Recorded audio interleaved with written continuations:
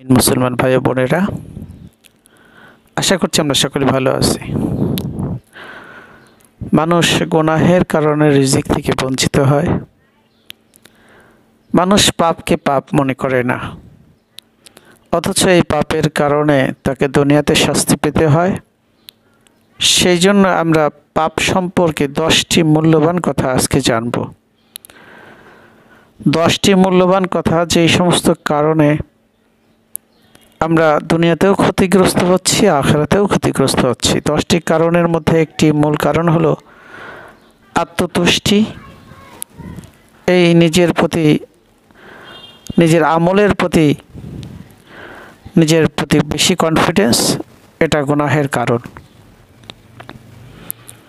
এবং নিজের মধ্যে অহংকার থাকা, এটা গুনাহের অন্যতম একটা কারণ।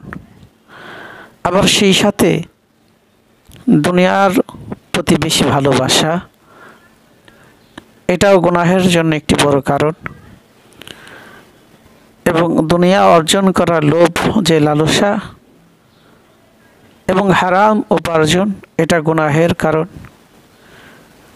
এরকম করে অনেক কারণ আছে, যে কারণগুলো আমাদের মধ্যে আছে, যার কারণে আমরা দুনিয়াতেও ক্ষতিগ্রস্ত হচ্ছি, আখিরাতেও ক্ষতিগ্রস্ত হচ্ছি। রাসূল আকরাম সাল্লাল্লাহু আলাইহি ওয়াসাল্লাম বলেছেন, ইন্নার রিজকা লা ইয়াতলুবুল আবদা কামা ইয়াতলুবুহু আজালা। নিশ্চয়ই রিজিক মানুষকে খুঁজে বেড়ায়, অথচ এই রিজিক মানুষকে খুঁজে বেড়ানোর কথা ছিল, কিন্তু গুনাহের কারণে এই রিজিক থেকে সে বঞ্চিত হয়ে যাচ্ছে। ইন্না রাজুলা ইউহরামু রিজকা বিযামবি ইউসিবুহু। আল্লাহ রাসূল বলেন যে মানুষ গুনাহের কারণে নিজের রিজিক থেকে বঞ্চিত হয়।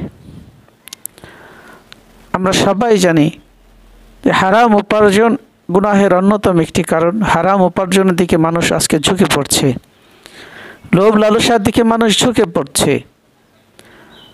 এমনকি নিজের আমিত্ব নিয়ে, অহংকার নিয়ে মানুষ দুনিয়া ছেড়ে চলে যাচ্ছে। দুনিয়াতেও অহংকারের কারণে ক্ষতিগ্রস্ত হচ্ছে, আখিরাতেও হচ্ছে। এই জন্য আমাদের যে রিজিক আল্লাহ তাআলা বরাদ্দ রেখেছেন, সেই প্রদত্ত রিজিক থেকে গুনাহের কারণেও আমরা ক্ষতিগ্রস্ত হচ্ছি। এই জন্য গুনাহ থেকে বাঁচার উপায় হলো আল্লাহ তাআলার কাছে অনুতপ্ত হয়ে, লজ্জাবোধ করে গুনাহ থেকে ফিরে থাকতে হবে। আর ওই গুনার ধারের কাছেও যাওয়া যাবে না। আল্লাহর কাছে বলতে হবে, আল্লাহ যা করেছি মাফ করে দাও, নতুন পুরাতন যা করেছি মাফ করে দাও। সগীরা কবিরা, জাহিরি বাতিনি, ইচ্ছা অনিচ্ছা, শয়তানের প্রচার, নফসের ধোঁকা, যা করেছি মাফ করে দাও, আর করবো না। এবং গুনাহের যে উপকরণগুলো থাকে, যদি হিংসা থাকে তাহলে নফসের সাথে সেটা, নফস থেকে সেটাকে, আমিত্বকে মিটাই দিতে হবে। যদি সুদ থাকে, তাহলে হারাম থাকে, হারাম উপার্জন থাকে, সেটাকে অ্যাভয়েড করার, হালালের দিকে আসতে হবে, ফিরে আসতে হবে। যদি অহংকার থাকে, অহংকার থেকে ফিরে আসতে হবে। এইভাবে প্রত্যেকটি গুনাহ থেকে আমাদেরকে এক এক করে ফিরে আসতে হবে।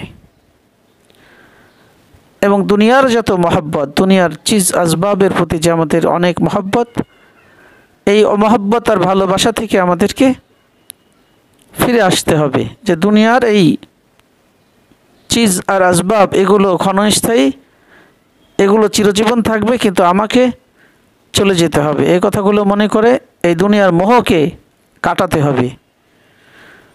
এই বড় বড় কিছু রোগ আছে, যেগুলো গুনাহ, যে সমস্ত বড় বড় গুনাহের উপকরণের কারণে মানুষ ক্ষতিগ্রস্ত। এটা থেকে বাঁচার উপায় হলো আল্লাহ তাআলার জিকির। ইয়া আইয়ুহাল্লাযীনা আমানু যকুরুল্লাহা যিকরান কাসীরা ওয়াসাব্বিহুহু ওয়া বুকরাতাও ওয়া আসীলা। আল্লাহ তাআলার বেশি বেশি জিকির আমাদেরকে করতে হবে, বেশি বেশি তওবা করতে হবে, বেশি বেশি জিকির করতে হবে। যখন আমরা জিকির করব, এই জিকির করার কারণে আমাদের জাহের এবং বাতেন ঠিক হবে, আমাদের তওবা নসিব হবে।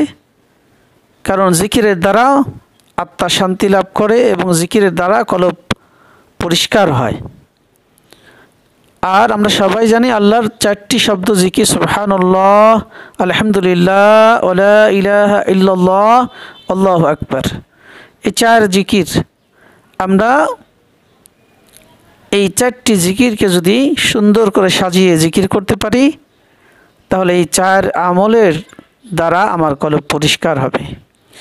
200 বার লা ইলাহা ইল্লাল্লাহ, 400 বার ইল্লাল্লাহ ইল্লাল্লাহ, এটা হলো শুগুল, এবং আল্লাহ আল্লাহ 600 বার। এই 12 তাসবিহের আমলের দ্বারা কলব পরিষ্কার হবে, কলবের মধ্যে ময়লা পরিষ্কার হতে থাকবে। এইভাবে 40 দিন যখন জিকির করব তখন আমার কলবটা পরিষ্কার হয়ে যাবে। তো এইভাবে আমাদের পাপকে কলব থেকে বের করতে হবে, নফসকে ঈমান শিখাইতে হবে, আমল শিখাইতে হবে। বিশুদ্ধ ঈমান সংগ্রহ করতে হবে, বিশুদ্ধ আমল আমাদেরকে করতে হবে। তাহলেই আমাদের উভয় জগতে নাজাত মিলতে পারে। সেজন্য আল্লাহ তাআলা আমাদের সকলকে বেশি বেশি করে আল্লাহর জিকির করে দুনিয়ার শান্তি আখিরাতের শান্তি অর্জন করার তৌফিক আল্লাহ তাআলা সকলকে দান করেন। আর জিকিরের দ্বারাই মানুষের রিজিক কি হয়? বাড়বে। কারণ জিকিরের দ্বারা গুনাহ মুছে যায়, তওবা নসিব হয় এবং আল্লাহ তাআলার ভালো একজন নেককার বান্দা হওয়া যায়। আল্লাহ তাআলা বলছেন, ফাজকুরুনি আযকুরকুম ওয়াশকুরুলি ওয়া লা তাকফুরুন। এজন্য জাকিরিন আর শাকিরিন বান্দা হব। আল্লাহ তাআলা আমাদের সকলকে কবুল করেন। আজকের এই ছোট্ট এই আমলগুলোকে ছোট্ট সময়ে, অল্প সময়ে বেশি কিছু আমরা শিখতে পারলাম না, যতটুকু শিখলাম আল্লাহ তাআলা আমাদেরকে আমল করার তৌফিক এনায়েত ফরমান। আসসালামু আলাইকুম ওয়া রাহমাতুল্লাহ।